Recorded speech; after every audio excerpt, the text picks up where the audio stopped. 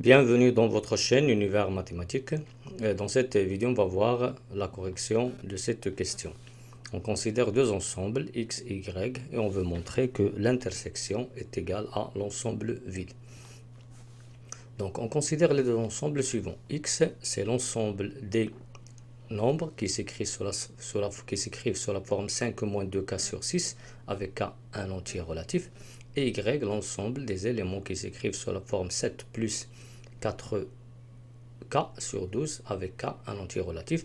Et notre question, on veut montrer que l'intersection de x et y est égale à l'ensemble vide. Ça veut dire qu'il n'existe pas d'éléments communs qui appartiennent à la fois à x et à y. Donc pour montrer cette question, on va utiliser ici le raisonnement par l'absurde. C'est-à-dire, on suppose que P, c'est la proposition donnée, x inter y égale le vide. Et on va maintenant, pour utiliser le raisonnement par l'absurde, on va supposer que la négation qui est vraie, c'est-à-dire que x inter y est différent de l'ensemble vide. Donc maintenant, on va supposer que x inter y est différent de vide. Maintenant, on va essayer de travailler logiquement et trouver enfin une contradiction, soit avec notre hypothèse ou bien avec ce qu'on appelle les logiques mathématiques. Donc on suppose que x inter y est différent de l'ensemble vide. Maintenant, x inter y différent de vide, ça veut dire qu'il existe un élément, au moins un élément x, qui appartient à la fois à x et appartient à y. Donc si on suppose par exemple x, c'est l'élément qui appartient à la fois à x et y, x appartient à x inter y, ceci implique que x il appartient à grand X et aussi il appartient à grand Y. Puisque le petit x il appartient à l'ensemble X et l'ensemble X, ces éléments ils s'écrivent sous la forme 5 moins 2k sur 6 avec k un entier relatif, ça veut dire qu'il existe k un entier relatif tel que le petit x qui est un élément de l'ensemble est égal à 5 moins 2k sur 6 avec k un entier relatif.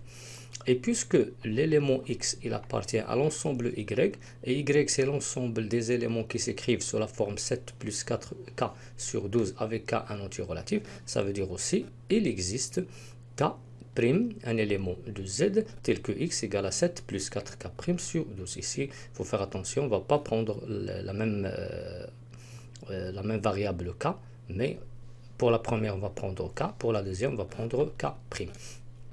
Maintenant on voit ici qu'il existe k, un entier relatif tel que x est égal à cette fraction, et k prime, il existe k prime tel que x est égal à une autre fraction.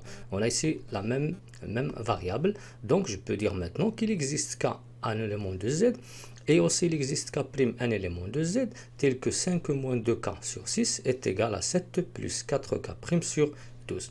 Après, on va essayer de simplifier cette égalité. Soit on utilise le produit en croix, on multiplie 12 par 5 moins 2k égale à 6 facteur de 7 plus 4k', ou bien on réduit au même dénominateur. Si on multiplie ici par le 2, on va trouver qu'il existe k et k', deux entiers relatifs, tels que 10 moins 4k sur 12 est égal à 7 plus 4k' sur 12. Après, on simplifie par le dénominateur commun, on obtient il existe k un élément de z et k' un élément de z, tel que 10 moins 4k égale à 7 plus 4k'. Après, on va essayer de déplacer, bien sûr, déterminer une valeur qui lie, bien sûr, les deux variables k et k'. Donc maintenant, je peux écrire moins 4k moins 4k' est égal à 7 moins 10. Bien, je déplace le 4k' et je déplace le 10. Après, je peux simplifier et factoriser ici par le moins 4. On va trouver moins 4 facteur de 4 plus de k plus k' qui est égal à moins 3. Et finalement, on va trouver que k plus k' est égal à moins 3 sur moins 4. Et moins 3 sur moins 4 égale à 3 sur 4. Donc, la contradiction qu'on a trouvée ici, c'est que k, c'est un entier relatif. Et k' c'est aussi un entier relatif, ça veut dire que leur somme, c'est aussi un entier relatif. Ce qui est absurde avec le fait que 3 sur 4 n'appartenant pas à l'ensemble Z. Donc on a trouvé que K plus K' est égal à 3K. Ça veut dire qu'il n'appartient pas à Z d'après cette fraction-là 3K. Et de même, il appartient à Z puisque K plus K' c'est un entier. Ce sont deux entiers relatifs, donc il appartient à Z. Ce qui est bien sûr contradiction avec le fait que K et K' sont deux entiers relatifs. Donc contradiction, ça veut dire maintenant que cette proposition qu'on a supposée, elle est fausse. Maintenant, ça veut dire que la proposition demandée, c'est celle qui est vraie. Donc on va dire alors x inter y égale l'ensemble vide.